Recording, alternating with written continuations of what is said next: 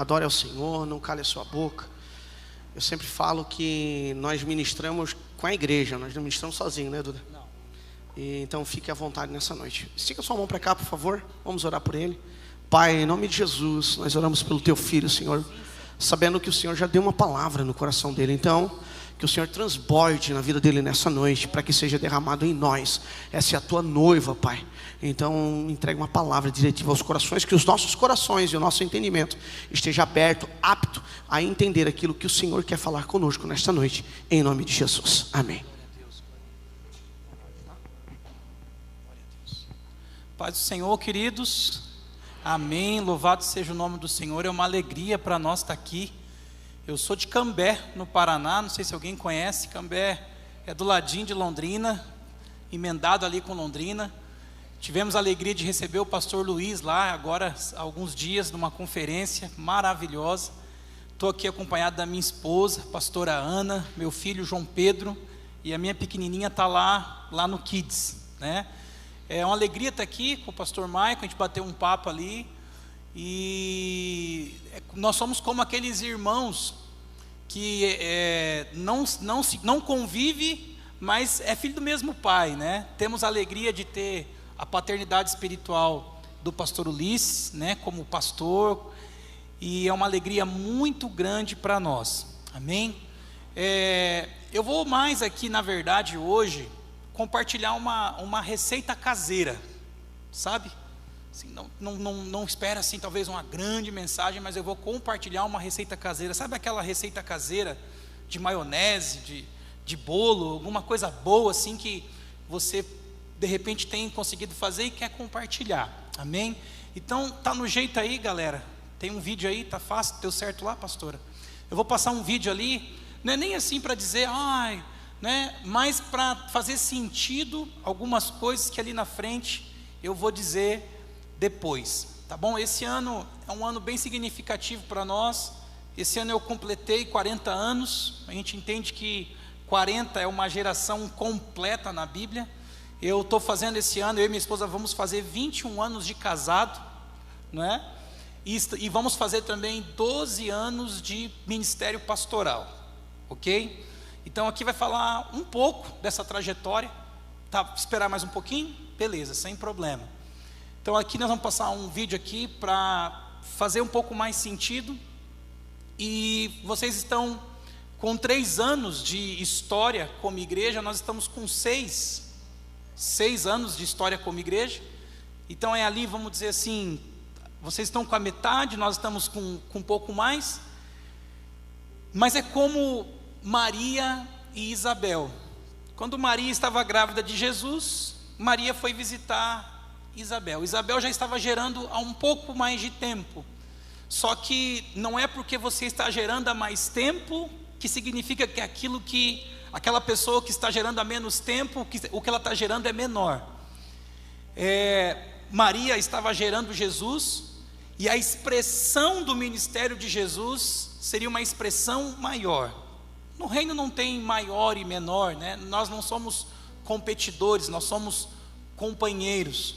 Eu brinco lá, a gente foi desafiado também pelo nosso pastor a juntar pastores, né? Eu confesso que eu tinha um pouco de dificuldade com isso. Dentro dos 5 ministérios, eu me encontro melhor dentro do ministério pastoral. Não sou especificamente um mestre, todos nós somos proféticos, mas nem todos nós somos profetas de ofício, e eu me enxergo melhor dentro do ministério pastoral, mas fomos desafiados pelo nosso pastor a juntar uma mesa de pastores, e ele fala, né, que é mais fácil cuidar de maconheiro do que cuidar de pastor. Não sei se ele já falou essas coisas aqui, fazendo referência ao tempo que ele cuidava da casa de recuperação. Mas nós temos lá também feito isso, né, juntado pastores, compartilhado com eles o que temos vivido como igreja também. Os meninos vão passar um vídeo ali, diz que está sem som. Então eu vou, saiu o som? Beleza. Mas de repente alguma coisa que for importante, eu vou apresentar para vocês aqui essa trajetória desses 6 anos. Isso aí é Cambé.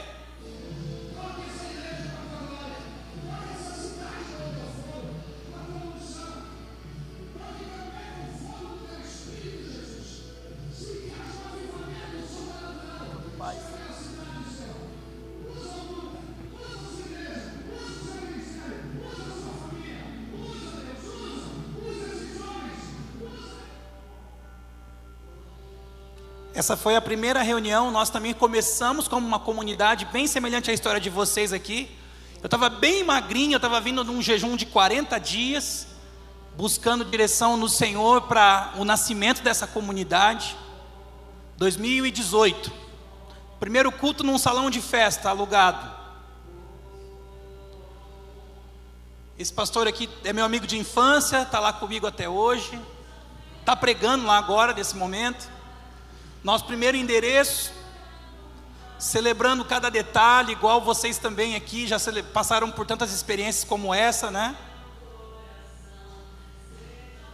Os irmãos ajudando, o que sabe fazer uma coisa, o que sabe fazer outra. Nosso segundo endereço, vocês agora estão no segundo endereço de vocês, né?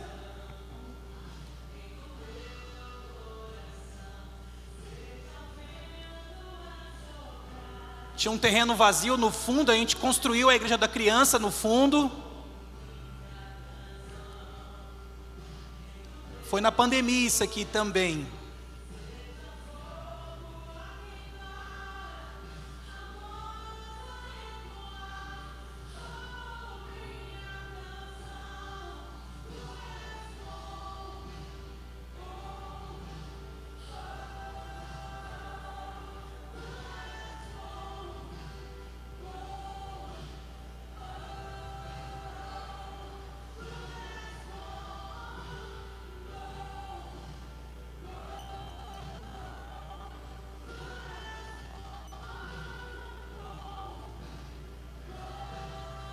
Agora vai aparecer o pastor Ulisses aí.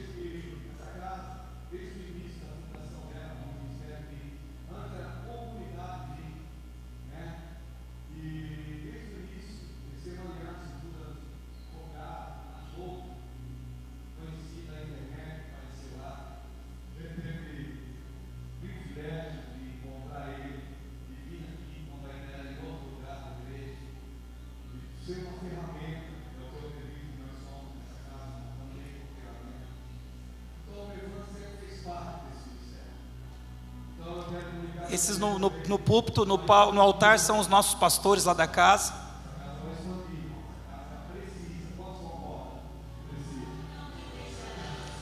Aí nós mudamos para esse barracão em abril desse ano.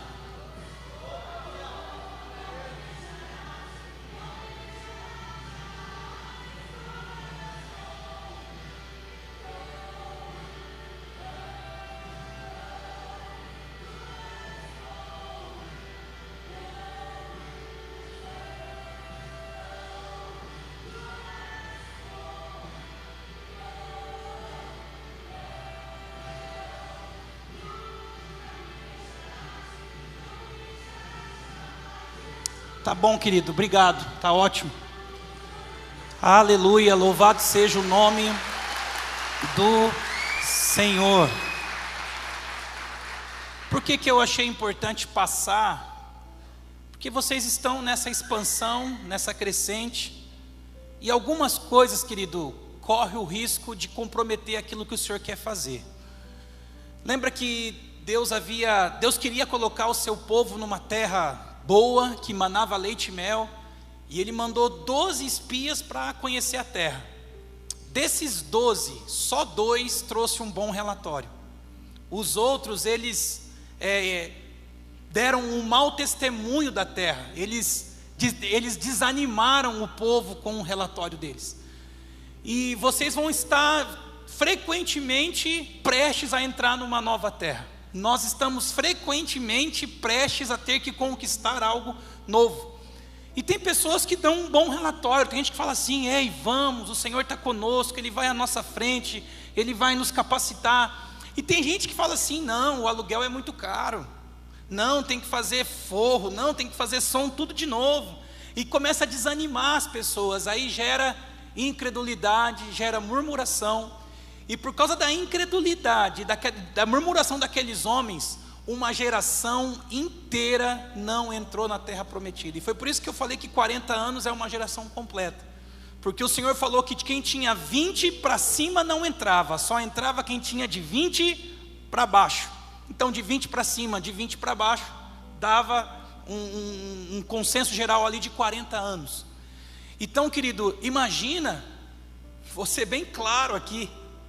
Deus tem que esperar alguém morrer para você acessar uma promessa, porque aquela pessoa, por causa da incredulidade dela, da murmuração dela, teve coisas que Abraão só viveu a partir do momento que ele se apartou de Ló. Então, nessa crescente que vocês estão caminhando, nessa caminhada que vocês estão indo, é muito importante que vocês confiem no coração dos seus pastores, na idoneidade, na integridade, na sinceridade, como a nossa irmã disse aqui, a importância da sinceridade do coração.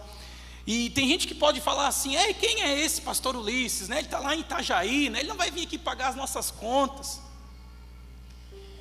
Então, o pastor Ulisses é um homem de Deus, e eu falei que nós estamos com 6 anos de caminhada, e o pastor Ulisses está há 20 anos lá dentro do Ministério Mevan, né, acompanhando cada história, cada trajetória, cada momento, conhecendo cada pastor. Então, todas as vezes que a gente precisa de avançar em algum sentido, nós sentamos com ele, ele nos orienta, porque ele tem experiência. Então, em alguma coisa que a gente já tem vivido, e a gente puder colaborar aqui com os irmãos essa noite, que isso aconteça. Abra tua Bíblia comigo, por favor, aí em Neemias, capítulo 8, versículo 10. Eu chamo esse dia aqui do dia em que Deus pregou para mim.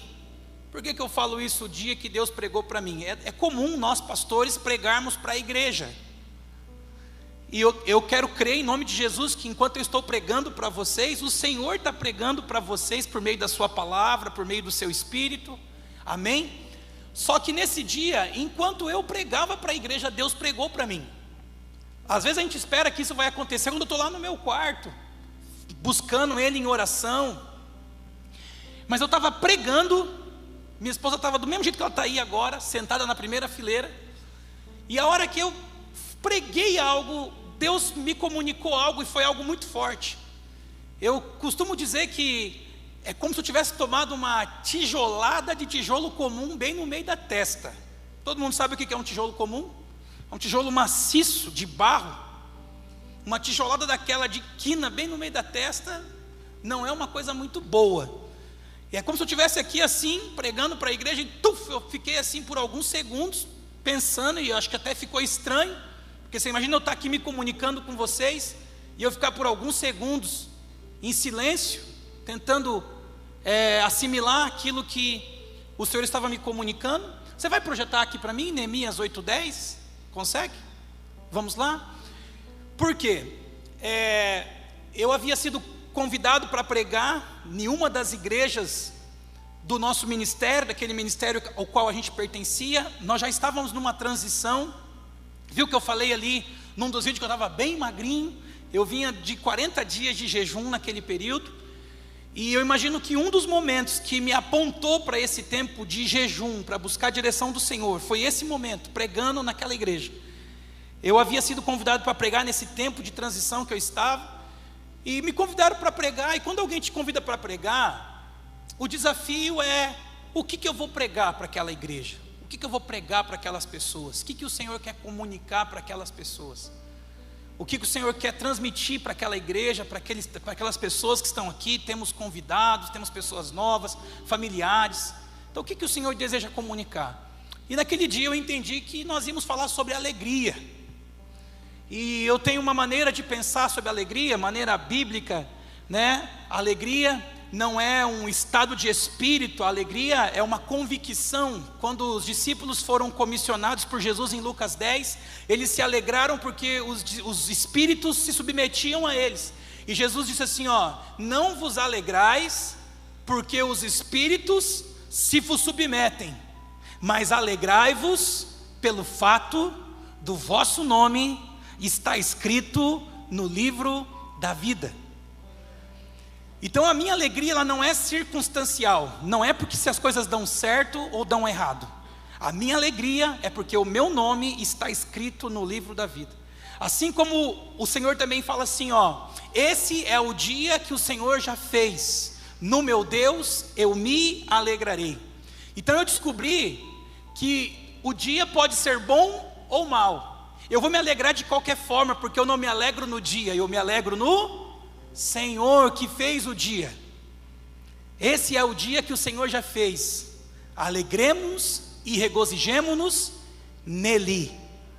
Não é no dia que a gente se alegra, porque tem dia mau, não tem? Efésios 6 manda eu me revestir de toda a armadura de Deus, para que eu possa resistir o dia mau. E nós estamos falando sobre alegria, e um dos textos muito usados sobre alegria é esse. Os pregadores, os ministros, até virou um jargão. Os pregadores, os ministros diziam: a alegria do Senhor é a nossa força. Amém. Vocês tinham que dizer amém. A alegria do Senhor é a nossa força. Amém. Era um jargão de ministro e pregador. Então eu entendi naquele dia que era um dos textos que não podia faltar ali naquele sermão sobre alegria. Só que esse texto fala sobre alegria? Fala. Só que ele não fala só sobre alegria. Ele fala mais alguma coisa. E aquele mais alguma coisa que eu nem tinha me atentado até então, naquele momento o Senhor me pegou com aquela palavra. E eu vou transmitir para vocês aqui agora. Disse-lhe mais. O que acontece? O contexto aqui é o seguinte: Neemias foi um homem que conseguiu motivar um povo para realizar uma obra. É semelhante ao nosso trabalho. Nosso trabalho é motivar um povo, fazer um povo acreditar em algo e investir tempo, recurso, investir sua família, investir a sua vida por um projeto. Então Neemias é um dos maiores modelos de liderança da Bíblia, porque ele conseguiu motivar pessoas para trabalhar na reconstrução dos muros de Israel. E esse trabalho foi um trabalho muito árduo, muito difícil. Vocês conhecem a história. Os muros, a cidade estava arruinada, mas ele vai trabalhando com o favor do Senhor, e ele vai reconstruindo esses muros. Houve oposição, os inimigos se levantaram, mas ele foi trabalhando. Mas teve um dia que ele decidiu dar uma folga. Ele recebeu a direção do Senhor de dar uma folga. Folga é bom, né? Na grande maioria, todos nós estamos de folga no domingo, exceto aqueles que têm o trabalho também no domingo. Eu gerenciei mercado muitos anos e eu sei o que é trabalhar no domingo, feriado. Então esse dia aqui era um dia de feriado, um dia de domingo. Alguém comeu costela hoje no almoço? Vamos ver aí. Teve alguém que comeu costela? Glória a Deus, aleluia. Maionese, tinha maionese lá não? Sorvete não, porque está frio. Alguém comeu sorvete? Coca-Cola. Quem tomou Coca-Cola hoje no almoço? Eu sou da época que Coca-Cola era só no domingo, né? Dia de semana era, se quisesse, era tubaína. Vocês sabem o que é tubaína aqui? Então tá bom. Domingo era o seguinte: domingo era macarrão, uma costela, uma maionese e a Coca-Cola. Era o almoço de domingo. Domingo sem culto e sem macarrão não é domingo, não é?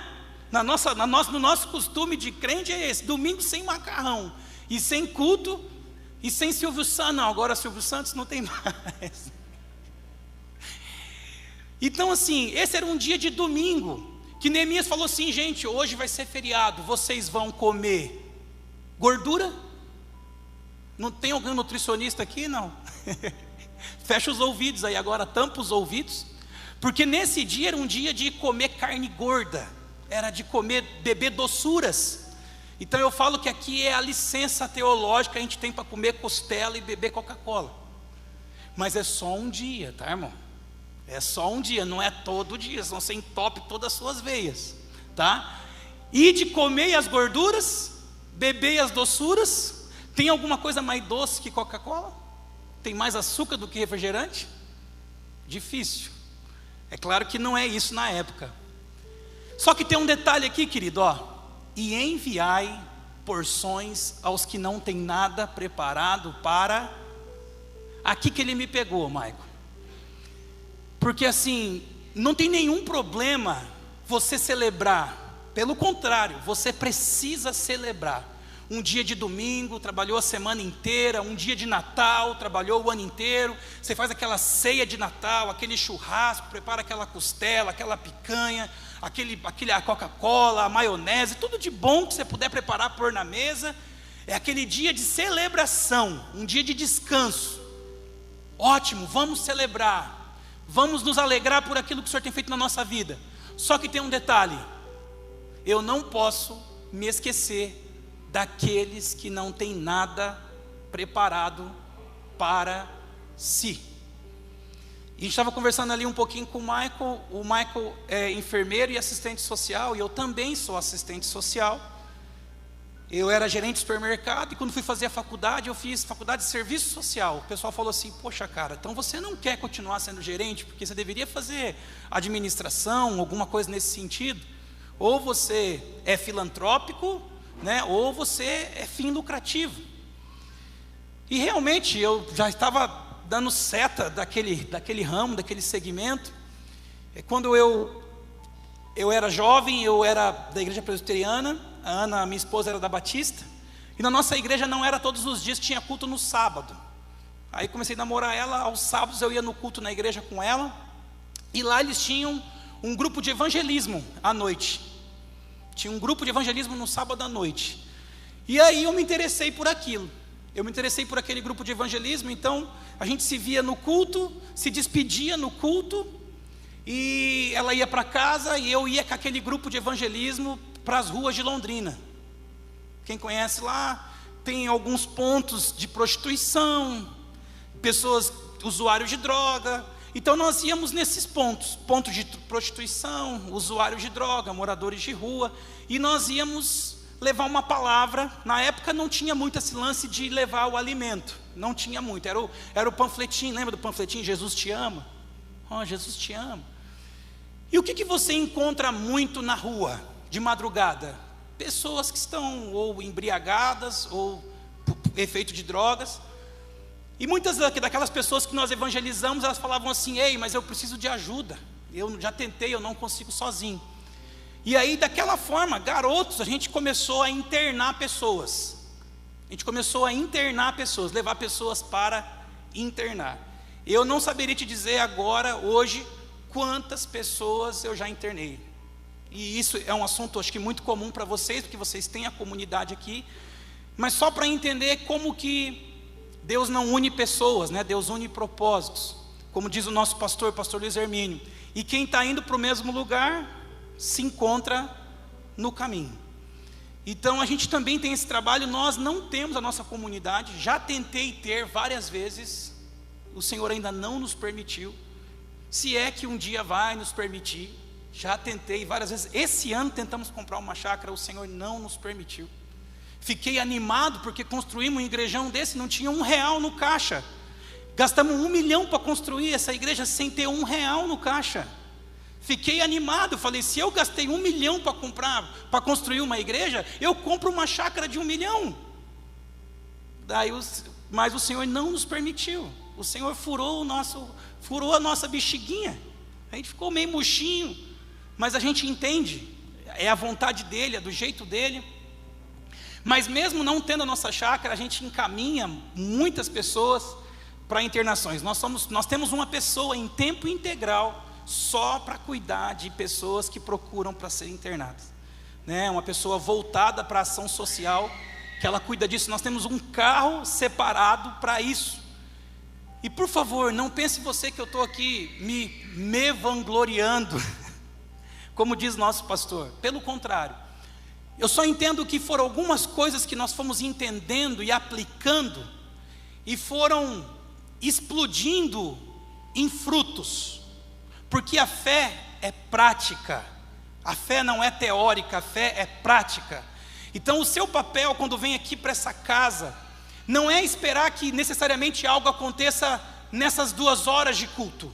Pode acontecer algo extraordinário durante o louvor, durante a palavra, uma oração que você recebe, pode acontecer algo extraordinário. Mas pode ser também que você vem aqui, está com a sua Bíblia aberta, alguns com o caderno, com a caneta, aí você entende algo, você discerne algo, você entende algo, aí você chega amanhã, ou até mesmo hoje depois, e você aplica aquilo. E a partir do momento que você aplica um princípio bíblico na sua vida, é impossível que ele não vai surtir o efeito prometido na própria palavra. É impossível que você entenda um princípio, pratique esse princípio e entender a realidade espiritual dessa forma se torna tão prática, porque é o seguinte: o mundo é regido por leis, tanto o mundo espiritual como o mundo físico. Se você riscar um fósforo num barril de pólvora, o que acontece? Ele explode. É um princípio, não tem como fugir disso. Se eu jogar algo para cima, ele vai. Então, da mesma forma que se você cumprir princípios espirituais, eles vão ter resultado. Exemplo: honra teu pai e tua mãe, que dirão os teus dias serão bons sobre a terra. Fé cristã é prática. As pessoas, muitas delas se acostumaram muito com os movimentos evangélicos, com as cruzadas de milagre, e isso é verdade. O Senhor é poderoso para numa noite de culto operar milagres, mas milagres, o evangelho, ele é pedagógico. E algumas vezes ele se manifesta num milagre instantâneo. Em alguns outros momentos você vai ter que construir esse milagre. Então, por exemplo, nosso pastor Luiz fala sobre isso. Quem tem água e precisa de vinho, precisa de um milagre. Mas quem tem uva e precisa de vinho, precisa de um processo. O pastor Luiz também fala, quando Jesus ressuscita Lázaro, Jesus disse: Lázaro, vem para fora. E Lázaro vem para fora envolto em faixas. Jesus não era poderoso para declarar uma palavra e aquelas faixas também, quando ele se levantasse, aquelas faixas também explodissem do corpo dele e ele vinha totalmente livre? Jesus não é poderoso para isso, mas ele vem envolto em faixas. Então Jesus diz: desatai-o e deixai-o ir. O milagre foi ter trazido Lázaro de volta para a vida, mas o processo de desatar Lázaro, de tirar as ligaduras, as ataduras, de ajudar Lázaro a andar de forma livre, era um processo.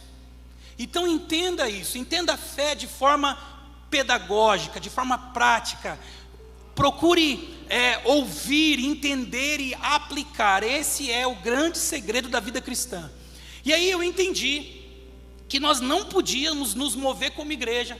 E crente gosta de se reunir para comer, não gosta? Meu Deus do céu, comer cachorro quente, pizza, tudo, qualquer coisa boa, não é? E tudo bem, nós vamos fazer isso, só que nós temos que de alguma maneira lembrar daqueles que não tem nada preparado para si. Está escrito ali. Volta para mim o texto para mim, por favor. É claro que alguém pode dizer assim: não, mas essa direção foi para aquele dia. Meu irmão, esse é um valor do reino. Essa era uma direção de Deus. Isso aqui revela o coração do Pai. As pessoas, quando querem fugir das responsabilidades, elas dizem assim: não, isso aqui, coloca ali para mim, querido, por favor, de volta a Neemias 8:10. Ele pode dizer assim: não, isso aqui era uma direção específica para aquele dia. Não, esse é um valor do reino de Deus.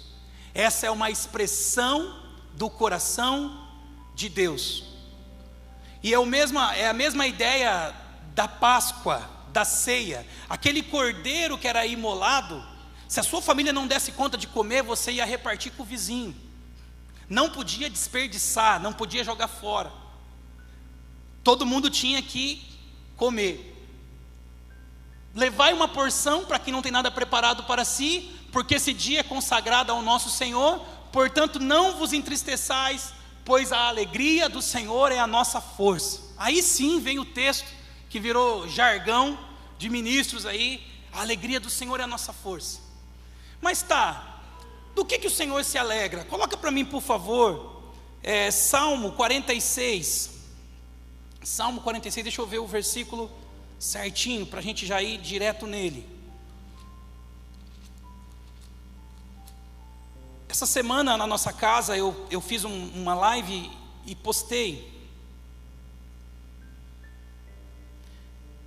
Salmo 46, versículo 4. Eu ouvi o pastor Luiz falando isso e discerni isso. Essa semana nós tivemos lá a EBF, eles estão chamando de estação de férias. Eu na minha época era EBF, aproveitando as férias das crianças, ministrando as crianças no templo, na igreja. Aí a criança chama um amiguinho de escola, um amiguinho da rua, e aí depois os pais vêm ver as crianças cantando. Isso aí é uma estratégia evangelística de anos das igrejas históricas. Então nós fizemos lá, e fizemos também um jantar de casais, na mesma semana. Na verdade foi um erro de agenda, mas acabou movimentando o Ministério de Casais, Ministério Kids, e acaba movimentando a igreja toda. Vocês sabem como é isso aqui. E a igreja precisa ser realmente assim, em constante movimento. O reino em movimento. Amém? Por que o reino precisa estar em movimento? Olha esse texto. Há um rio. Querido, vários momentos da Bíblia é falada sobre um rio. E esse rio é a vida de Deus. Esse rio é o próprio Cristo, que flui por meio da sua igreja. Nós vamos falar um pouco mais disso durante a ministração. Vai se atentando aí, vai discernindo. Então a Bíblia fala de um rio. Vocês têm um rio aqui que corta a cidade de vocês, o rio Tijucas. Onde há um rio, há vida, a vegetação, a alimentação, a possibilidade de plantio, né? E o desafio de toda a igreja é fluir. As denominações estão desesperadas, porque elas têm templos, mas a sensação que eles têm, não somos nós que estamos falando, a sensação que eles têm e nos procuram desesperado parece que as coisas não fluem, nós não batizamos mais pessoas, as pessoas não se convertem mais. Então o desafio de toda a igreja é ser um rio que flui. Nós cremos em nome de Jesus que o Mevan em Itajaí é um rio que flui, que toca aqui Tijucas, que toca aqui Cambé. E na verdade esse rio que flui lá de Itajaí, na verdade é um rio que flui do trono de Deus. E todos nós fazemos parte desse mesmo rio, dessa mesma revelação, dessa mesma graça, desse mesmo poder, dessa mesma unção. Você crê nisso? Então aqui esse texto fala que há um rio cujas correntes alegram a cidade de Deus. Então o que alegra não é o rio, o que alegra é as correntes, a movimentação desse rio. Então o reino precisa estar em... Então nunca reclame assim. Eu vi aqui a semana toda com bastante programação. É claro que não é todo mundo que vai se envolver em tudo, mas cada pessoa vai se envolver na sua área de atuação específica. Se envolva, se movimenta, faça parte. Porque o que alegra a cidade de Deus é a corrente das águas. E aqui também eu achei algo interessante. Escuta aqui. O santuário das moradas do Altíssimo. O santuário é o santuário, mas as moradas são várias. Você está entendendo? Há um santuário, há um único trono, há um único Deus digno de louvor e adoração. Mas olha como que Deus é extraordinário. O trono dele é um, mas o trono dele está em vários lugares. É o santuário das moradas do Altíssimo. Essa casa é uma habitação do santuário de Deus. Essa casa é uma morada do Altíssimo. É um santuário em várias moradas. Já que nós estamos falando desse assunto, Apocalipse 22. Apocalipse 22, versículo 1. O nosso desafio é ser esse rio que flui. Então, pera lá, segura o Apocalipse e vamos em Isaías 58, versículo 6.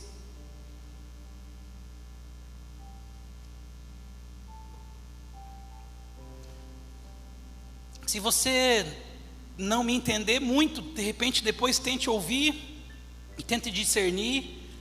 Eu e a minha esposa, no tempo de construção que nós estávamos na nossa casa ali no início, pessoas que vieram e ministraram, a gente frequentemente voltava a ouvir, porque nós entendíamos que aquilo que havia sido ministrado era importante para a nossa construção. Então nós voltávamos a ouvir para ir nos alinhando àquilo que o Senhor tinha para nós. Então, eu disse que depois desse tempo, o Senhor nos conduziu a um tempo de jejum. E eu não digo para você que nesse tempo eu fiquei 40 dias em jejum absoluto, numa sala, saía raramente para mínimas coisas, até porque você não consegue. E você não vai conseguir fazer isso se você tiver uma atividade profissional, você vai conseguir fazer isso se você tiver uma exclusividade para o ministério, porque é até arriscado dirigir, fazer esforço físico. E nosso propósito nesse tempo era obter medidas para a igreja. Se alguém vai construir uma casa para você, ele precisa de uma planta. Tudo que Deus fez na terra, Ele deu medidas. Ele deu. A vida cristã, ela tem medidas. Às vezes a gente quer só vir na igreja, mas se eu não entender as medidas do reino, os valores do reino, e aplicar na minha vida e na minha casa, as coisas não vão surtir efeito. Então, o nosso propósito nessa época era obter as medidas. Ia nascer uma igreja, e como que essa igreja precisava ser? Então, que tipo de culto nós íamos prestar para Deus? De que maneira nós íamos nos relacionar espiritualmente com Ele? E esse texto aqui é um texto em que ele vai dizer para o povo assim: olha, o jeito que vocês estão me oferecendo culto, eu não estou feliz. O jeito que vocês estão se relacionando espiritualmente comigo, eu não estou satisfeito. Eu estou cansado dos cultos, das festas de luas novas de vocês, o jejum de vocês, eu não me alegra. Então ele começa a dizer a maneira como ele queria o jejum. Ele diz assim, deixa eu só ver aqui se está certo, é Isaías 58, 6. E eu estou em Salmos, por isso que não está certo. Agora sim. Porventura, não é este o jejum que escolhi, que solte as ligaduras da impiedade, desfaça as ataduras da servidão, deixes livre os oprimidos e despedaces todo o jugo. Porventura não é também que repartas o teu pão com o faminto, recolha em casa os pobres desabrigados, e se vires o nu, o cubras e não te escondas do teu semelhante. E aí, como é que faz isso? O texto fala que eu tenho que acolher na minha casa. Você tem condições de sair daqui, passar, ver alguém na rua e levar para dentro da tua casa? Você não tem condições de fazer isso. Você não deve fazer isso. Porque se você fizer isso, você vai expor a sua família, os seus filhos a risco. Nós conhecemos pastores que fizeram isso e tiveram problemas sérios na sua casa com os seus filhos. Embora nesse tempo aí de evangelismo, um dia eu coloquei um cara na varanda da casa dos meus pais. Tinha um sofá na varanda, eu coloquei um cara lá. Aí fui no quarto do meu pai e da minha mãe e falei assim: pai, a hora que você acordar cedo, tem um cara na varanda, não se assusta, foi eu que coloquei ele lá. Amanhã eu vou dar um jeito de arrumar um lugar para ele. Eu tinha acho que 16 anos. Mas é por isso que eu entendo que é importantíssima essas estruturas preparadas para receber esses tipos de pessoas. Porque você não vai poder levar para a tua casa. Eu estou dizendo isso para você como um profissional da área. Para tratar desses casos precisa haver preparo, porque senão ao invés de ajudar, você acaba atrapalhando e criando um problema para você.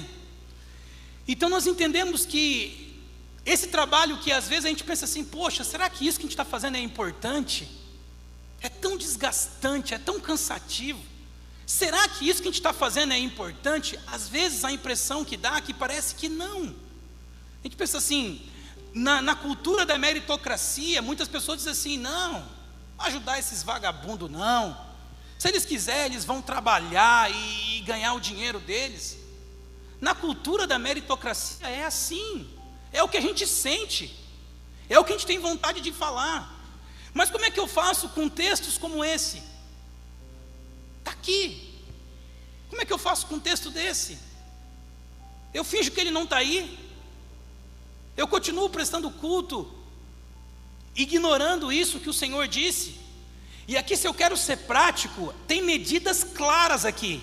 o tipo de jejum que ele escolheu. Você que anota, aqui ó, solte as ligaduras da impiedade, desfaça as ataduras da servidão, deixe livre o oprimido, despedaces todo o jugo, repartas o teu pão com o faminto, recolha o pobre e desabrigado, vista o nu e não te escondas do seu semelhante.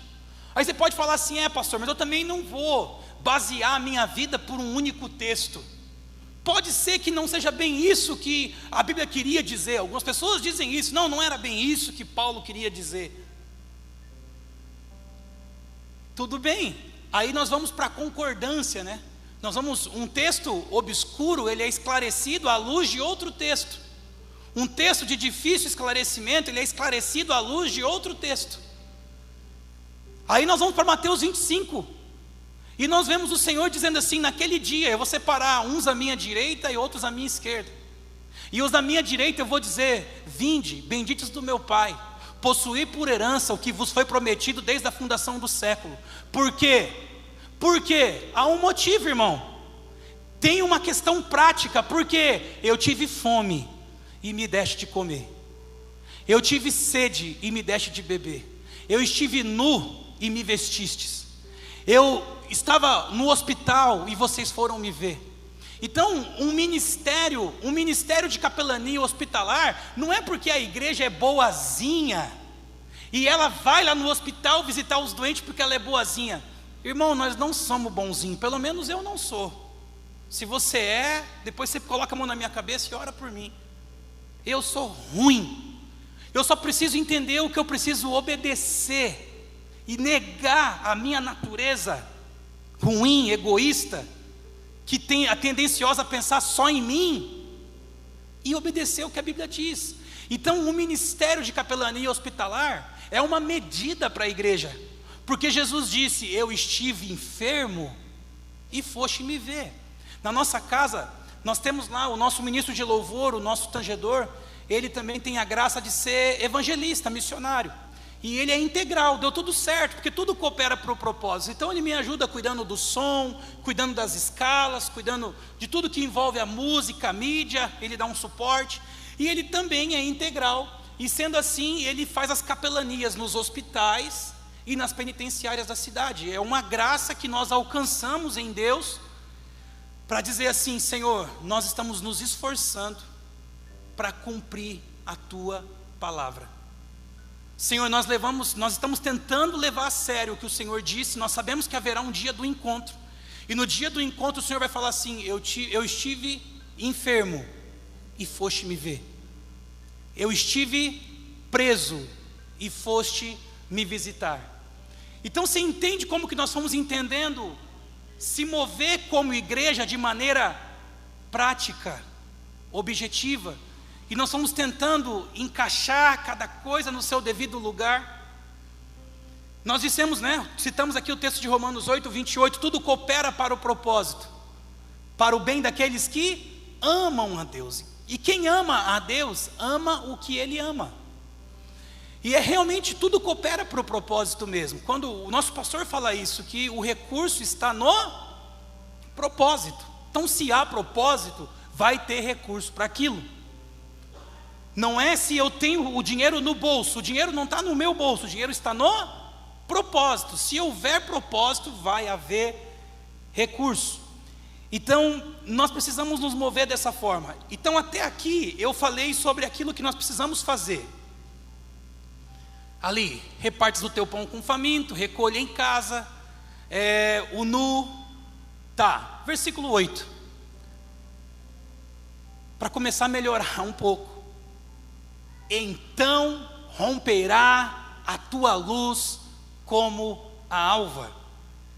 Talvez eu poderia começar essa mensagem dizendo assim, olha, quem quer ser próspero? Quem quer prosperar? Eu quero. E aí nós vamos descobrir o mistério do reino de Deus, que é dando que se recebe. Que se eu repartir o meu pão com o faminto, se eu vestir o nu, desabrigado, então romperá a tua luz. E pera lá que tem muita promessa nesse texto aqui. Tem muita promessa nesse texto aqui. Romperá a tua luz como a alva, e a tua cura apressadamente brotará, e a tua justiça irá adiante de ti, e a glória do Senhor será a tua retaguarda. Então tudo isso, Michael, que vocês têm vivido aqui como igreja, não é por causa de vocês sabem disso. É por causa dessa promessa se cumprindo, a glória do Senhor indo adiante de nós. É por isso que quando se fala, Deus, nós põemos o pé e Deus põe o chão, não é um pensamento positivo. É porque é essa palavra aqui, essa promessa, a glória do Senhor irá adiante de nós. Então eu coloquei o pé, ele já foi na minha frente. Ele me respalda, ele me sustenta, ele nos sustenta, ele nos respalda. Ei, não acabou não, tem mais. Pode seguir para mim, por favor. Versículo 9. Então clamarás e o Senhor te responderá. Querido, a pior coisa que tem é você cantar, orar e parecer, como Paulo disse em 1 Coríntios 13, ser como um sino que retine, uma coisa vazia. A melhor coisa que tem é você orar, você ministrar e você sentir a presença dEle, Ele te confirmando e dizendo assim: eu estou te ouvindo, eu estou recebendo a sua oração, a sua adoração, você está se comunicando comigo, e é o que esse texto está falando. Então clamará e o Senhor te responderá. Você acha que o pastor Luiz fala isso? Para a terra existem alguns privilégios. Para nós o maior privilégio é você dizer Deus, e Ele dizer sim, meu filho, eu estou aqui, pode falar. Você clamar a Deus, Ele dizer sim, meu filho, pode falar. É um grande privilégio. A gente não consegue falar muitas vezes com um político, com um homem importante da terra, mas se eu clamar ao Senhor, Ele dirá para mim: eis-me aqui. Aí tem mais coisa, aí não é só ir lá ajudar morador de rua, alguma coisa assim, e pensar, nossa, eu sou tão crente, eu sou tão bom, e aí fica caçando encrenca aqui no meio da igreja, falando mal do outro, inclusive falando daquele que não faz aquele mesmo ministério. Uma das piores coisas que pode acontecer no meio de uma igreja é comparação, competição e ciúmes. Não só dentro de uma igreja, dentro de uma casa, dentro de uma empresa. Uma das piores coisas que pode acontecer é comparação, competição e ciúmes. Então, por exemplo, se eu sou evangelista e fui chamado para tocar os que estão fora, eu não tenho nada que falar assim: ah, aquele pastor lá só quer saber de ficar dentro da casa dele lendo a Bíblia. E por favor, me entenda, é claro que isso não é uma regra, não pode servir de desculpa, até porque os 5 ministérios falam que um tem que aprender com o outro. Mas se você tem uma vocação para tocar pessoas, deixa quem tem vocação para tocar instrumento. Não se compara, não aponta o dedo.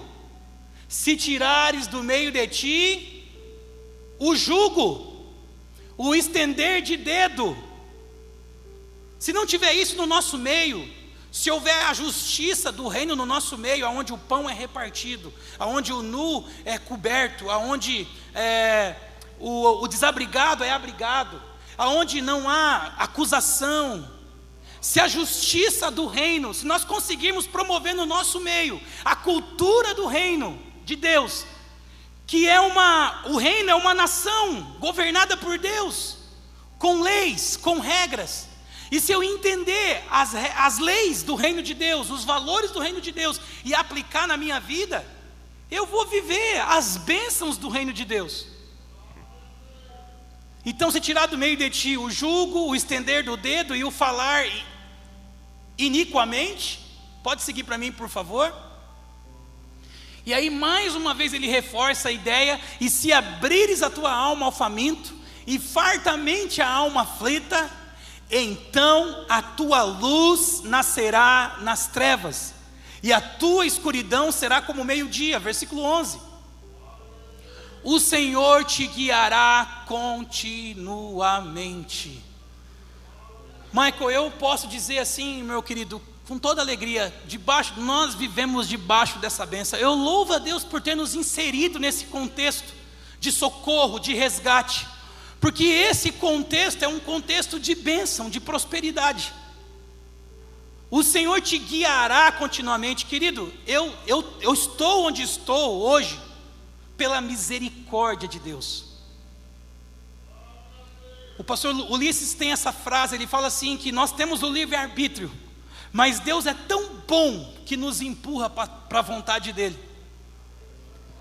O Senhor te guiará continuamente, você ser guiado por Deus, você está no lugar onde Ele quer que você esteja, Ele te guiar lá nos seus negócios, lá na sua empresa, Ele te guiar na sua família, na criação dos seus filhos, Ele te guiar, Ele te dizer, filho, é por aqui, Ele te conduzir, porque se deixar por nós, a gente vai se enfiar por caminhos tortuosos.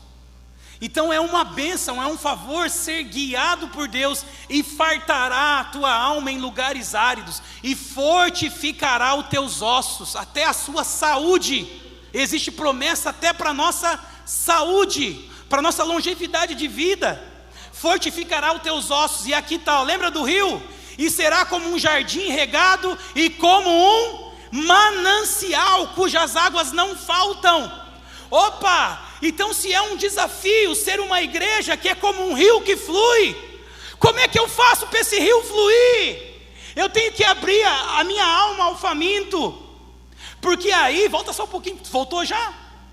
Porque daí eu vou ser como um jardim regado, e como um manancial cujas águas não faltam, vai fluir. Aí você vai vir no culto aqui, aí o Ministério de Louvor vai ministrar, e as coisas vão fluir, e o Ministério de Louvor jamais pode pensar, nossa, nós estamos muito espiritual. Sim, claro, vocês estão espiritual, mas não é só por causa disso, houve uma preparação, houve cumprimentos de princípios que desbloquearam coisas, destravaram coisas, deixaram os céus mais baixos, abriram os céus, deixaram as coisas mais sensíveis. É por isso que no corpo um precisa do outro, cada um de nós precisamos um dos outros. Pode colocar para mim o próximo aí, por favor. A irmã falou aqui sobre a próxima geração. Olha o que esse texto diz, olha que promessa poderosa. Eu estava conversando com o Michael, ele estava dizendo que esse lance de recuperação é desde a época do pai dele, e ele está na continuidade disso, e olha o que o texto fala: e os que de ti procederem, edificarão as antigas ruínas. Olha a promessa que vem sobre nós, sobre os nossos filhos, que os nossos filhos vão edificar antigas ruínas, e levantarão os fundamentos de gerações em geração, e chamar-te-ão reparador das roturas, e restaurador de veredas para morar. Tem mais um aí? Coloca para mim, por favor. Até ali tá bom. Então, querido, você entende o tanto de promessa que temos, a partir do momento que eu começo a obedecer a alguns princípios. Aí eu comecei a perseguir tudo isso, e procurar entender tudo isso. Coloca para mim, por favor, Deuteronômio 14, versículo 28 e 29. Nossa irmã falou aqui sobre o momento de dízimo e oferta. Eu não sei como é que é aqui, mas às vezes, em alguns lugares, as pessoas não gostam que toca muito nesse assunto. E às vezes as pessoas podem até pensar assim, o Maico chamou aquele pastor lá do Paraná só para falar de dízimo aqui. Irmão, o dízimo é uma bênção. Eu estou falando aqui para você, às vezes hoje como pastor, você pensa assim, o pastor quer que a gente dê o dízimo. Querido, assim como nós ensinamos todos os princípios da Bíblia, o dízimo é um dos princípios a serem ensinados.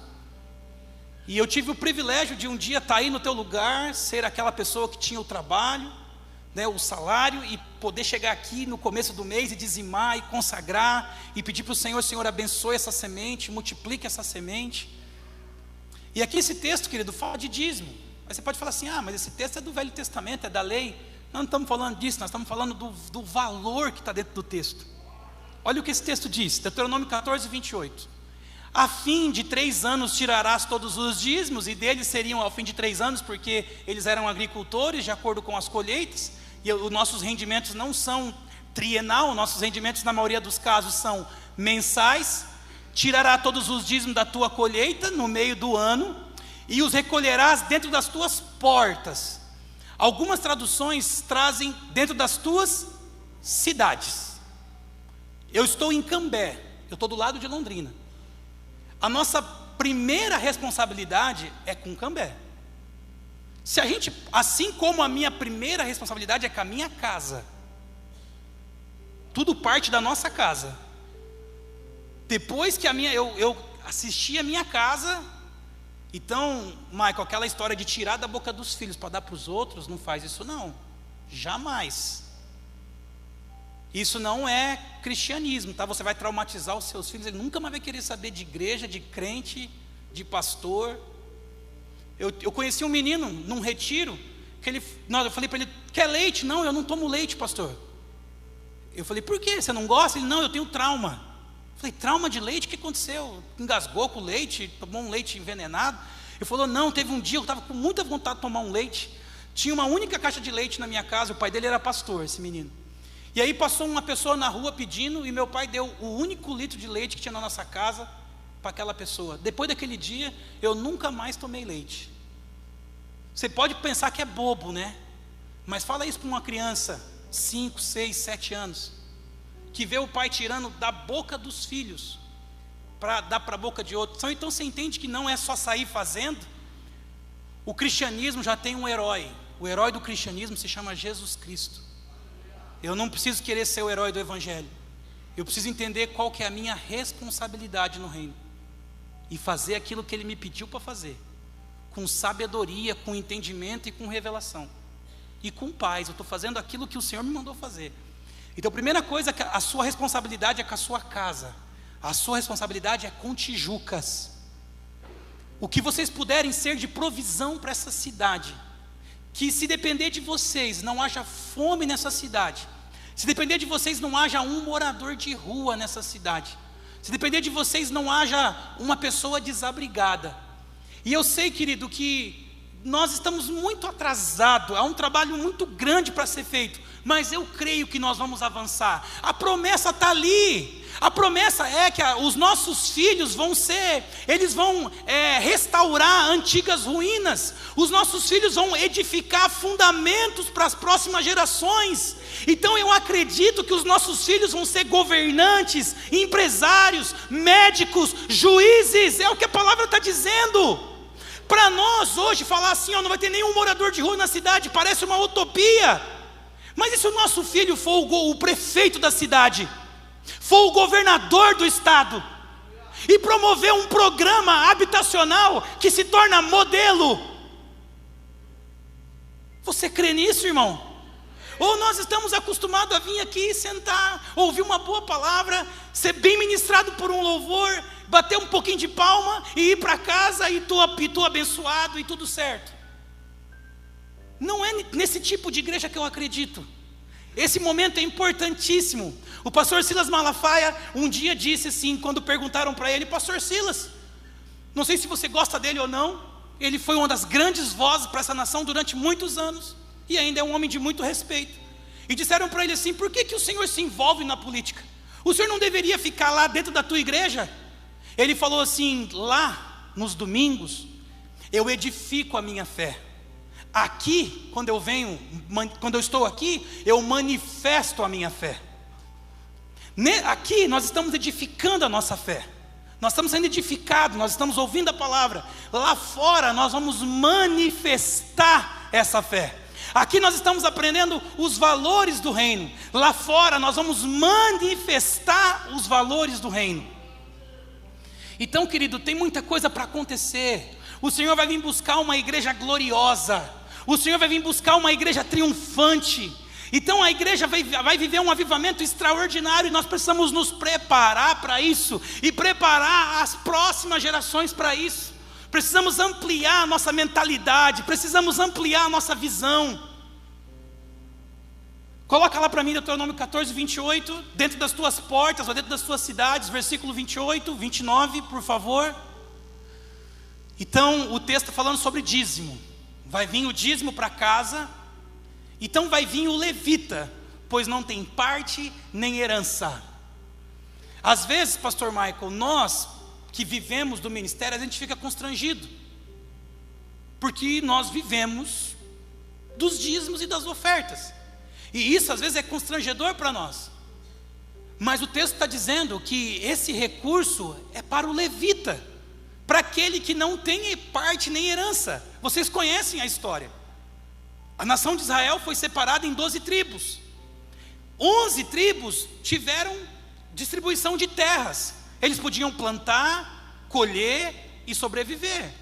A tribo de Levi, eles não tiveram terra. Eles não tinham posses. Eles não tinham renda. Eles foram separados para cuidar do templo, dos utensílios, do tabernáculo. Então, o levita, que não tem parte, não tem herança, não tem outro tipo de renda, é justo que ele viva dos dízimos. Isso é justo. Eu, por muito tempo, por causa de orgulho, eu tive dificuldade com isso. E lá na conferência o pastor Juscelio falou sobre isso, que muitos de nós somos bons para dar, né? Generoso, gosta de dar, gosta de distribuir, mas é ruim de receber. E a gente pensa que isso é justiça. Não, isso é orgulho. Porque se eu dou por graça, eu não tenho dificuldade nenhuma de receber por graça. Se quando eu dou feliz, e quando eu recebo com dificuldade, não foi por graça que eu dei, foi por meritocracia. Então, com a mesma graça que eu oferto, eu dou, eu sou generoso, é com a mesma graça que eu recebo.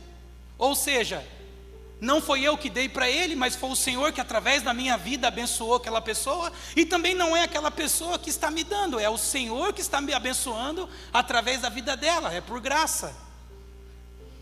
Então o levita, esse que não tem renda, vai viver exclusivamente para o ministério, ele vai comer disso. O estrangeiro, o órfão, a viúva, que estão dentro das tuas portas ou cidade, e comerão e fartar-se-ão. É um trabalho nosso. Acudir os estrangeiros. Lembra do fenômeno dos haitianos, que até hoje ainda está por aí, quando eles invadiram, assim, me perdoa, entenda a expressão, as ruas foram tomadas por haitianos. Teve uma época também que foram os venezuelanos, também teve outros, que ficavam lá, a maior parte dos venezuelanos lá no sinaleiro, sou venezuelano, estou com fome. E é muito importante ter um programa para acolher estrangeiros, ajudar eles a se estabelecerem. Então você entende que para nós, Michael, nós temos um privilégio. Dentro desse quesito, a nossa formação para nós é um privilégio. E trazer esses valores para a igreja, eu não estou aqui puxando um pouco, né? Puxando sardinha para o nosso lado. Mas é o que está escrito. Olha aí as plataformas sociais. Fartar-se-ão, mas olha aqui, preste atenção. A gente pensa assim às vezes, não, se eu der comida para esse povo todo, eu vou quebrar. Se eu ajudar esse povo todo aí, eu vou ficar sem. Olha o que o texto diz aqui: para que o Senhor teu Deus te abençoe em todas as obras que as suas mãos fizerem. Você quer essa bênção sobre a sua vida? Essa bênção de que aonde você põe a mão vira ouro? Aonde você toca, multiplica? Você já viu gente assim? Tudo que ele põe a mão para fazer, prospera.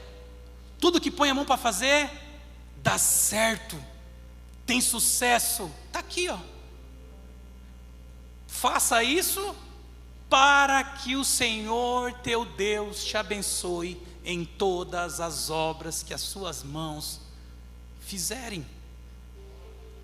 Então, o dízimo é um princípio de bênção. Para quem entende e aplica, vai carregar isso sobre a sua vida, sobre a sua casa. E para a gente encerrar, abre para mim, por favor, Apocalipse 22. E a gente está falando de valores, de medidas. E eu falei sobre sermos um rio que flui. Vou pedir para o pessoal do louvor subir aqui, por gentileza. Ser um rio que flui. Então nós lemos lá em Isaías 58, que se eu repartir o pão com o faminto, se eu vestir o nu, acolher o desabrigado. Uma das promessas que tem é que eu serei como um jardim regado, eu serei como um manancial cujas águas não faltam. Então, uma das coisas que eu preciso fazer para que o rio flua é ter essas justiças do reino em andamento. E o texto de Apocalipse 22, versículo 1, coloca ali para mim por gentileza, vai dizer o seguinte: e me mostrou o rio, puro da água da vida, claro como o cristal, que procedia do trono de Deus e do Cordeiro. Então, pastor Michael, eu creio que vocês já estão bem alinhados nesse sentido, mas mais para contribuir um pouco mais na convicção do que vocês estão fazendo. Teve um tempo, eu fui líder de jovens, e o líder de jovem, quem que é o líder de jovem aqui? Quem que é o pastor de jovens aqui? É tu, Michael?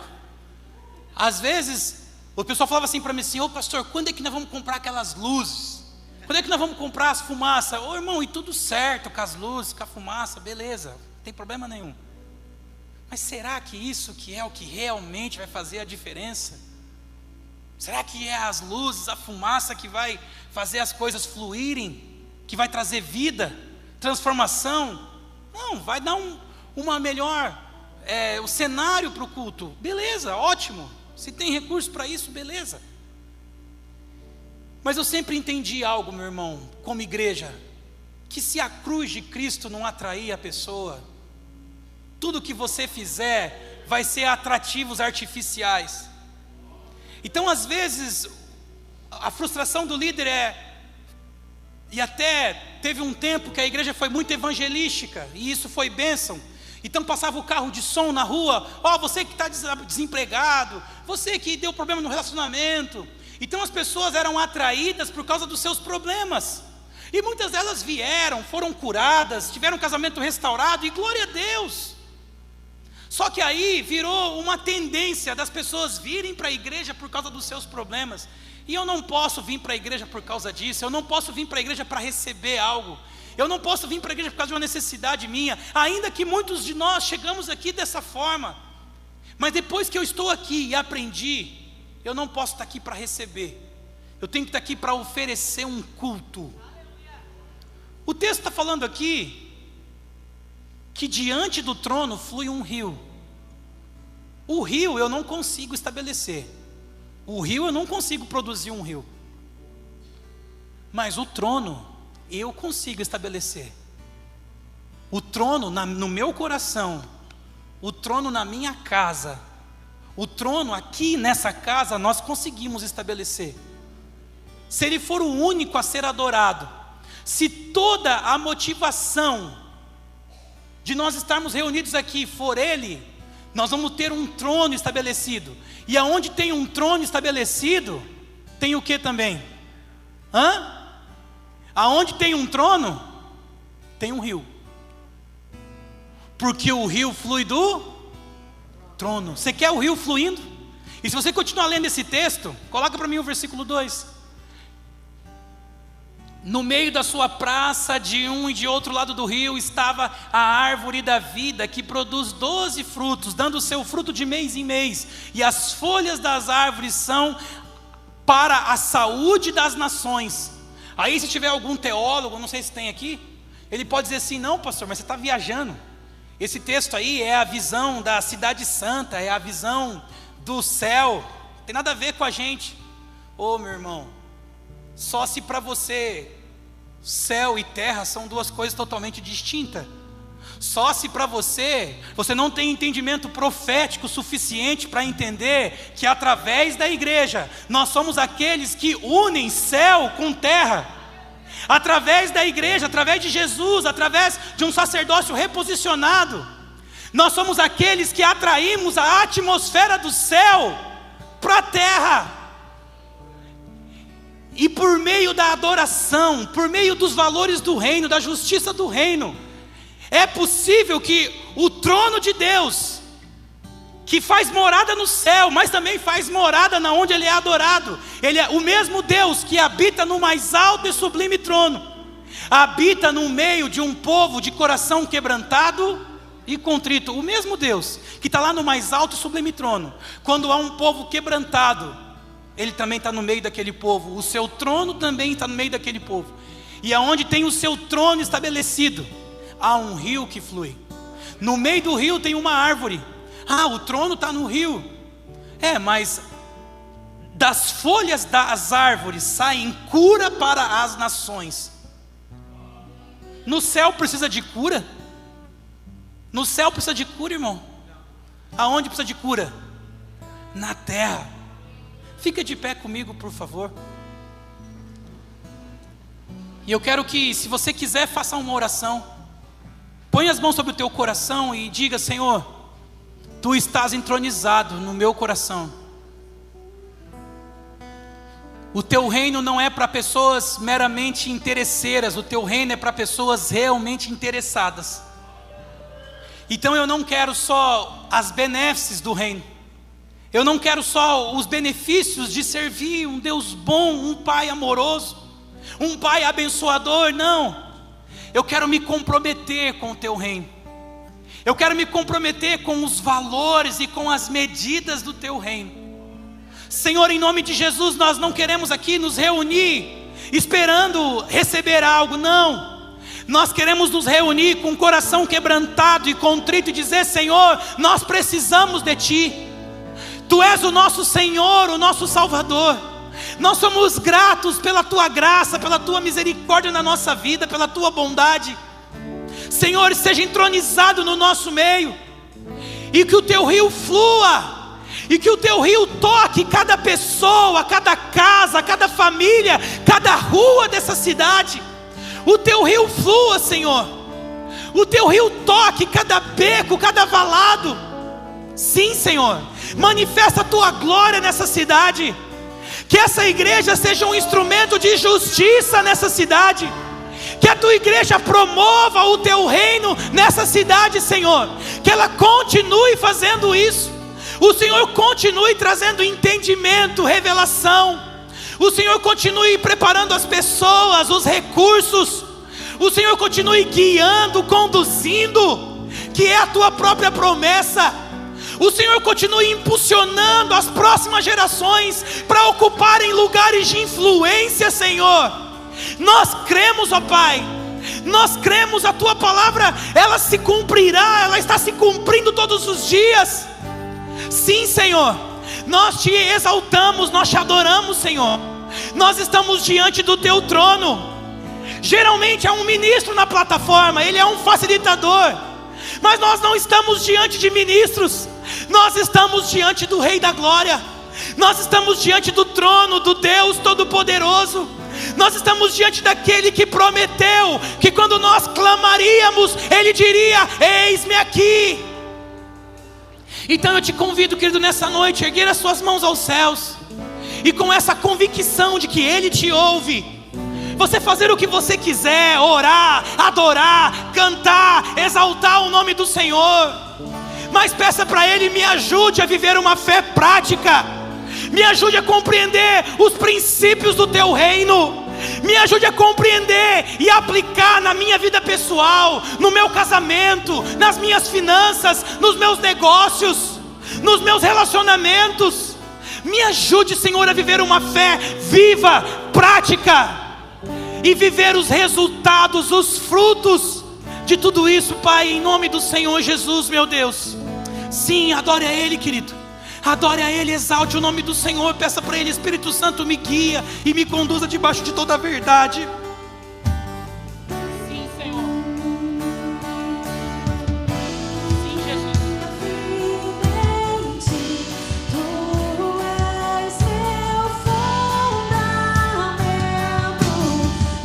Eu vou confiar somente em Ti. Não vou ser abalado. Eu vou construir minha vida em Ti. Tu és Sim, Senhor. meu fundamento. Eu vou confiar. Somente em Ti. Não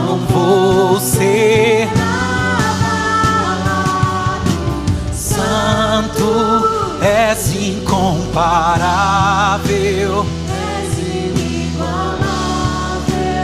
abre os meus olhos, Senhor, e mostra quem tu és e enche O meu coração, Sim. do amor que faz Sim, Deus, és incomparável. Sim, Jesus, Senhor, e mostra. quem tu és. Sim, sim, sim, Jesus. Vamos declarar do início essa canção. Sim, Nessa canção, só tu és Senhor. sim, Jesus. Digno do meu louvor, só tu és Senhor. Digno da minha vida, tu és Senhor. Pois Olha, eu sou Se teu. entregue completamente a Ele, querido. Se entregue completamente todos os dias. Nome que é sobre todos é o teu Jesus. É. Fonte da salvação, só tu és Jesus. Dono da minha vida, tu és Jesus. Ah, eu sou teu. Sim, eu sou teu. Santo, és incomparável, és inigualável. Abre os meus olhos, Senhor. Mostra quem tu és e enche o meu coração do amor que faz mudar o mundo. Santo, és incomparável. Sim, sim, Jesus. És inigualável. Sim, meu Rei. Nós queremos construir a nossa vida sobre o fundamento da tua palavra. Eu vou construir. Sim, sim, faça essa oração. Sim, Jesus. Eu vou. confiar É. somente em ti. Sim, deixa a igreja dizer eu vou construir. Minha vida em ti. Sim, meu fundamento, eu vou confiar. Sim, Somente em ti. não, sim, vamos. Diga mais uma vez, eu vou construir. Eu vou construir. Sim, Jesus. Sim, meu Rei. Sim, Senhor. Eu vou confiar. Sim, Deus. É. Sim, Jesus. Pai, em nome de Jesus, obrigado por essa noite. Obrigado pela tua palavra. Obrigado por esse privilégio de estar aqui com esses irmãos, conhecer essa casa tão linda, tão maravilhosa. Pai, em nome de Jesus, abençoe cada vida que esteve aqui, cada irmão que esteve aqui. Que o Senhor continue derramando a tua graça, o teu favor sobre essa casa, sobre o pastor Michael, a pastora Rafaela, seus filhos, cada líder dessa casa, cada ministro. O Senhor continue abençoando nossos pastores, pastor Ulisses, pastor Luiz. O Senhor continue abençoando essa cidade, Deus, e promovendo o teu reino e manifestando a tua glória nesse lugar. Em nome do Senhor Jesus, amém e amém. Louvado seja o nome do Senhor. És incomparável, és inigualável. Abre os Você consegue meus cantar isso? olhos, Mantenha a tua mão lá em cima. Senhor. Mostra quem tu és e enche o meu coração. do amor, faz mudar Deixa eu te falar uma coisa. o mundo. Nós não viemos para cá simplesmente, eu falo isso quase todo domingo, para ser um amontoado de crente, para ocupar cadeiras ou para ter um número expressivo na cidade. Nós não estamos aqui só para causar ou fazer uma reunião, uma grande explosão para que o nome de alguma igreja ela seja vista. Não, nós não estamos aqui. Parece que eu e o pastor Duda tivemos 5 minutos de prosa, nem isso. Mas o Senhor está trazendo uma palavra pontual para a gente. Há uma movimentação que nós precisamos entender no Senhor, que nós precisamos fazer. Há uma responsabilidade minha e sua que nós precisamos, em nome de Jesus, tomar lugar nesse lugar. Há uma cidade para a gente falar de Jesus. Não é sobre um lugar onde se escondemos, se reunimos, se trancamos entre paredes, mas é uma cidade onde nós proclamamos o nome daquele que vive e reina para todos sempre. Isso eu não consigo fazer daqui. Nós somos apenas um porta-voz, alguém que está dando o primeiro passo, o pontapé, o início disso tudo.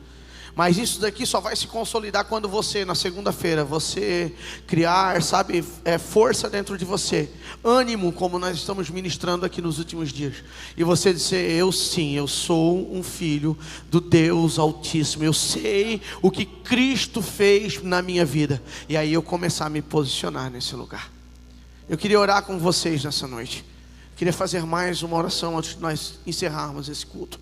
Eu queria que você fosse para casa com um comichão nos teus ouvidos. Pastor, como assim? Eu queria que você fosse com algo incomodativo dentro de você. Pastor, como assim? Eu quero que essa palavra incomode o teu coração, ao ponto de você não conseguir mais ficar parado na tua casa, ao ponto de você não ficar mais parado no seu estabelecimento, no seu trabalho, aonde é que você esteja incluído como sociedade, mas que você seja um porta-voz dos céus naquele lugar, que você seja um proclamador da verdade nesse lugar. Mas eu não posso simplesmente orar e você achar que isso é uma mágica, ou sei lá, algo espiritual vai acontecer, que um anjo vai acompanhar você para que faça isso. Não. Isso só vai acontecer na sua vida se você realmente crer e entender essa palavra. Se você saber de quem você é filho, e se você saber realmente aquilo que Cristo fez em você, para que seja através de você aquilo que Ele vai fazer nessa cidade. Quantos compreendem isso? Então eu quero que você saia daqui nessa noite com algo incomodando o teu coração. Porque de verdade, mano, eu falei isso no último culto que eu ministrei. Tô cansado de fazer cultinho, cara. Sabe? Cultinho tá acabando com os meus dias. Eu preciso proclamar o nome de Jesus em todos os lugares. Talvez você teve a oportunidade essa semana de passar por alguém e você não falou de Jesus para ele. Talvez você lá no teu trabalho, no meio de uma crise com o teu patrão ou com alguém lá da tua chefia, você teve a oportunidade de ser luz do mundo lá naquele lugar e você não foi. Eu quero orar nessa noite para que essa semana seja diferente. Eu quero orar nessa noite para que você, essa semana, tenha rompantes de fé, meu irmão. Sabe aquele negócio que você está dizendo não vai dar certo? Eu quero orar nessa noite para que o Senhor vá na frente e esse negócio dê certo. Sabe aquela necessidade que parece que se pegou na tua casa, que você não consegue romper por conta da falta da tua fé? Eu quero orar nessa noite para que você tenha um rompante de fé. E deixa eu te falar uma coisa, se você não tiver, pega a minha emprestada, porque aqui está sobrando. Nós andamos debaixo de uma palavra, meu irmão. Nós não andamos através de emoções que arrepiam os pelinhos do braço, não. Nós andamos debaixo de uma palavra. Tudo isso que está acontecendo aqui, não só nessa casa, mas através de você, na sua vida, é através de uma palavra. Nós cremos nisso. E eu quero orar aqui com o pastor Duda. Nós queremos levantar um clamor, cara, mas eu não quero orar por vocês, eu quero orar com vocês nessa noite. Se você puder, em nome de Jesus, feche os seus olhos. Se você puder colocar a mão no seu coração, se você já puder ir falando aos céus, dizendo aquilo que você precisa falar aos céus nessa noite, talvez confessando a tua falta de fé, confessando aquela semana, sabe, essa motivação durante a semana, que muitas vezes te deixou, sabe, desequilibrado na presença do Senhor. Aquilo que talvez veio para você fazer e você não fez, aquilo que veio na sua mão e você se omitiu. Sabe, é a hora de você falar ao Senhor, dizer: Senhor, tem misericórdia de mim, tem compaixão de mim. Essa palavra veio para ajustar as coisas no nosso meio, irmão. Não é sobre, sabe, vir para um culto belo e formoso, não, mas era para ser um culto para o Senhor todos os dias da nossa vida. Nós fomos chamados para isso, nós somos morada do Senhor. Pai, em nome de Jesus, nós como ministro do Teu Evangelho, Pai, nós estamos aqui nessa noite, nós queremos liberar uma palavra sobre esse povo, Pai, sobre essas pessoas dessa cidade, Pai, das pessoas que nos visitam de outras cidades aqui do lado, Pai. Nós não queremos mais apenas nos reunirmos, Senhor, aqui, nós queremos cultuar o Teu nome em todo o tempo, em todos os lugares, Pai. Nós temos uma palavra, essa palavra é Tua, Senhor, nós confiamos nela, Senhor. Então nós queremos andar por essa palavra, que o nosso coração queime diante de Ti, Pai, quando ver um necessitado, quando ver uma pessoa que falta algo, Pai, que nós possamos ser essa pessoa que vai suprir a necessidade dos meus irmãos e das pessoas que necessitam de Ti, Pai. Que eu seja luz desse mundo, que eu seja, Senhor, um porta-voz da Tua presença, da Tua graça e da Tua unção, onde eu estiver, Pai. Senhor, machuca o nosso coração com a Tua palavra, Senhor, para que nós continuamos, Senhor, queimando diante de Ti, Pai, e possamos, Senhor, fazer aquilo que Tu nos chamou para fazer, em nome de Jesus, amém. E a minha aplaudo ao Senhor nessa noite.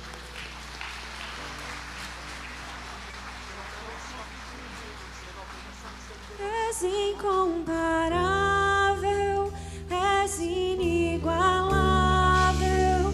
Abre os meus olhos, Senhor, mostra quem Tu és e enche o meu coração do amor que faz mudar o mundo. Deixa eu te falar uma coisa. Eu oro para que nenhum pastor dessa casa precise ficar pedindo, que precise ficar. Aqui não acontece isso, mas eu oro para que isso nunca aconteça. Eu oro para que todos nós soubéssemos ou aprendêssemos o nosso lugar dentro do reino. O reino se movimenta, meu irmão. Eu oro para que quando você saia desse culto aqui, você seja fisgado com uma palavra e você entenda: meu Deus, eu fui chamado é para isso. Olha, eu fui chamado para lá, o local onde que eu estou, expressar a vontade de Deus. Eu oro para que cada palavra que é ensinada nesse lugar faça você, cara, um crente melhor, cara. Porque de fato, seres humanos, nós não somos assim tão bons assim. O pastor mesmo falou isso. Mas eu oro, cara, para que o Espírito Santo te pegue por dentro, mano. Ele tem pegado a minha casa, mano, e às vezes eu me constranjo e eu digo: Senhor, eu preciso, cara, eu preciso disso, eu preciso fazer mais, eu preciso ficar mais crente, cara, eu preciso entender mais o que Tu veio fazer, cara, eu preciso. Isso precisa criar, sabe, algo dentro de mim, mano. Nós somos bons de explosão. Estava falando hoje com a minha esposa.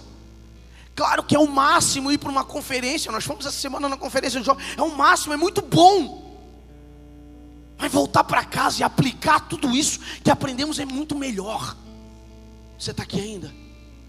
Sabe qual é o nosso problema nos últimos dias? E é isso que o diabo tem feito, nosso meio. O diabo não quer você na rua dando trabalho para ele, mano. O diabo quer você aqui dentro, desanimado, aqui dentro, perdido, dentro de uma igreja, sem saber o que você vai fazer para o reino dos céus. Você em nenhum momento viu as escrituras falar que o reino ele é parado. No reino é em movimento. E então não adianta você ir atrás de explosões, sabe, da sua pele ficar arrepiadinha, dos seus pelos do braço ficar arrepiadinho, se você não vai botar nada disso em prática. Pega essa palavra de hoje à noite, guarda na tábua do teu coração. Pastor, eu não entendi a metade. Assiste de novo no YouTube, ela está gravada. Leva para dentro da tua casa, irmão. Pega os teus filhos, bota na mesa, começa a ensinar. Porque se nós somos uma geração que está transcendendo, ou seja, se nós estamos aqui como os mais velhos, sendo pais de destino, dando destino para os nossos filhos, está na hora de nós fazer isso dentro da mesa da nossa casa. Está na hora de nós pegar as nossas crianças e começar a ensinar a palavra de verdade, a palavra que muitas vezes não vivemos. Talvez essa palavra que nós não vivemos porque nós não falamos dela. E está na hora de botar isso na mesa de casa e dizer: o pai vai começar. O pai não fez até agora, mas o pai vai começar. Eu vou começar para te dar exemplo agora, como filho. Talvez você, homem, precisa começar a dar exemplo melhor de marido. Talvez você, mulher, precisa de dar exemplo agora como mulher, como esposa de casa. Que você tem uma filha te olhando, você tem um filho te olhando. Está na hora da igreja brasileira, sabe, amadurecer em nome de Jesus. Entender que os cultos não são feitos para virar a cadeira para cima, para se encher de arrepio e depois da segunda-feira continuar a mesma pessoa que eu era. Não, nós estamos aqui para que uma palavra mexa com as estruturas do nosso coração. E essas estruturas, após serem mexidas, nós possamos agora andar nessa palavra. Ou seja, manifestar essa palavra primeiro na nossa vida. Lembra que o pastor falou da casa? Primeiro é na sua casa. A necessidade que o Senhor quer começar a suprir não começa na cidade, ela começa dentro da tua casa. Se você supri-la dentro da sua casa, você não terá medo de anunciar isso para a cidade.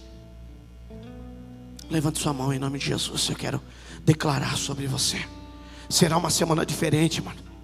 Se prepare para constrangimentos. Que isso, pastor? Se prepare porque você vai chegar em lugar de constrangimento e o Senhor vai usar a tua boca como boca profética naquele lugar. Você vai chegar como luz do mundo, como sal da terra nesses lugares. Sabe esse lugar que muitas vezes te constrangeu e você colocou a sua fezinha no meio das pernas e saiu de boca fechada, de cabeça baixa? O Senhor vai te levantar nesses lugares e você vai profetizar. Lembra dos barulhos dos ossos secos? Você vai começar a escutar isso. Sabe aonde você está incluído, meu irmão? Sabe por quê? Porque o Senhor quer te usar como boca profética nesse lugar. Pai, em nome de Jesus, eu declaro, Senhor, sobre a tua casa, eu declaro sobre os teus filhos, Pai, que será uma semana de movimentações, Pai. Será uma semana de despertamento. Será uma semana onde nós acordaremos, Senhor, para o teu evangelho. Será uma semana, Pai, onde a tua glória se manifestará no nosso meio, Pai. Não será uma semana de arrepios, mas será uma semana de palavras proféticas que moverão aquilo que já está estabelecido no céu. A terra precisa saber, Pai. Tijucas, a nossa região, o vale de Tijucas precisa saber que aqui tem filhos, homens e mulheres posicionados em Ti, Pai. Então, Jesus, com muita alegria, Pai, nós vamos pegar a bandeja, porque já estamos curados. Nós iremos pegar a bandeja e servir os nossos irmãos, Pai. Nós iremos movimentar o reino que é Teu, Pai. Nós declaramos isso nessa noite, Pai, em nome de Jesus. Uma igreja sadia, uma igreja com vontade de servir, uma igreja que entende que é um privilégio o lugar que nós ocupamos, Senhor, e em favor desse privilégio se manifestemos na terra, Pai. Nós queremos ser a manifestação da Tua glória nesse lugar, em nome de Jesus, amém e amém. Aplauda o Senhor porque Ele merece. Ei. Que a graça do Senhor Jesus, a comunhão bendita do Espírito Santo esteja sobre você, sobre a tua casa, sobre tudo aquilo que carrega o teu nome e o teu sobrenome. E seja você uma bênção aonde você estiver. Não esqueça, você é um filho. Não esqueça o que você carrega.